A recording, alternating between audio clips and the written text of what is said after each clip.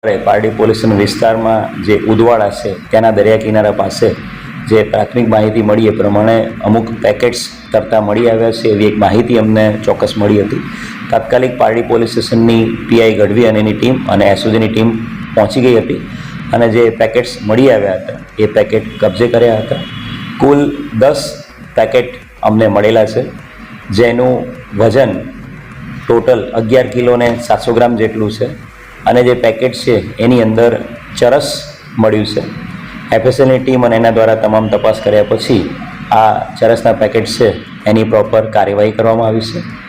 આંતરરાષ્ટ્રીય બજાર કિંમત આ ગણીએ આ તમામ પેકેટની 10 પેકેટની 11 કિલો 800 ગ્રામની તો કુલ મળીને 5 કરોડ 87 લાખ રૂપિયાનો આ એનડીપીએસનો મુદ્દામાલ પારડી પોલીસ સ્ટેશન અને એસઓજીની ટીમે કબજે કર્યો છે. આ અનુસંધાને એનડીપીએસની કલમ મુજબના ગુના દાખલ કરીને આગળની તપાસ હાલ ચાલુમાં છે. અમે જે પ્રાથમિક જે તપાસ કરી છે પ્રમાણે દરિયામાં બિનવારસી તરતો આ એનડીપીએસનો જથ્થો મળી આવ્યો છે. દ્વારકામાં પણ થોડાક દિવસો પહેલાં આ જ પ્રકારના સેમ જે નાર્કોઝ લખેલા જે પેકેટ્સ છે એ પ્રકારના સેમ પેકેટ્સ આ જ પેકેટ સેમ ટુ સેમ દ્વારકામાં પણ મળી આવ્યા છે અને ત્યાં પણ આ પ્રકારનો ગુનો દાખલ કરવામાં આવ્યો છે. દ્વારકાની અને કચ્છની એસઓજીની ટીમ સાથે પણ અમારી એસઓજીની ટીમ સંપર્કમાં છે અને આની અંદર આગળની કાર્યવાહી અને તપાસ હાથ ચાલુમાં છે. આ રીતની પ્રવૃત્તિ દરિયાના શક્યતા કેટલી વધે છે? આ વલસાડ જિલ્લામાં પહેલી વખત આવો પ્રસંગ બન્યો છે કે તરતા બિનવારસી ડ્રગ્સના પેકેટ મળ્યા છે. ડ્રગ્સના પેકેટની જે હાલત જોતાં એકદમ જૂના થઈ ગયેલા પેકેટ અને કોવાઈ ગયેલા હોય એવા પેકેટ મળી આવ્યા છે અને દ્વારકાના જે પેકેટ્સ મળ્યા છે એની સાથે મેચિંગ સરખાપણું દેખાઈ રહ્યું છે.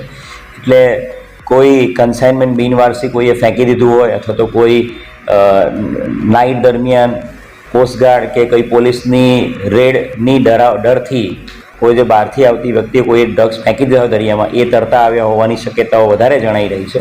પણ આની અંદર એટીએસને પણ જાણ કરેલી છે અને દ્વારકા એસઓજીની સાથે સંકલનમાં રહીને આની આગળ ફર્ધર તપાસ હાલ ચાલુમાં છે.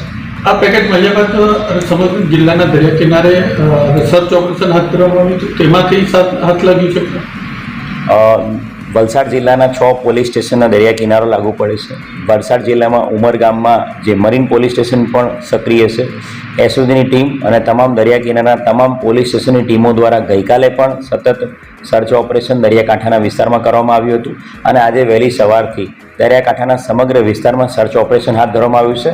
હું મીડિયા મિત્રોના માધ્યમથી દરિયાકાંઠાના ગામડા વિસ્તારના લોકોને પણ હું રિક્વેસ્ટ કરીશ કે આપના દરિયાકાંઠા ઉપર આપને કોઈપણ પ્રકારની કોઈપણ બિનવારસી વસ્તુ કે કંઈ પણ શંકાસ્પદ મળી આવે તાત્કાલિક વલસાડ જિલ્લા પોલીસ વલસાડ જિલ્લા કંટ્રોલ રૂમનો સંપર્ક કરો, જેથી કરીને કોઈપણ બિનવારસી વસ્તુ કે કોઈપણ શંકાસ્પદ મળી આવે તો તાત્કાલિક પોલીસ કાર્યવાહી કરી શકે.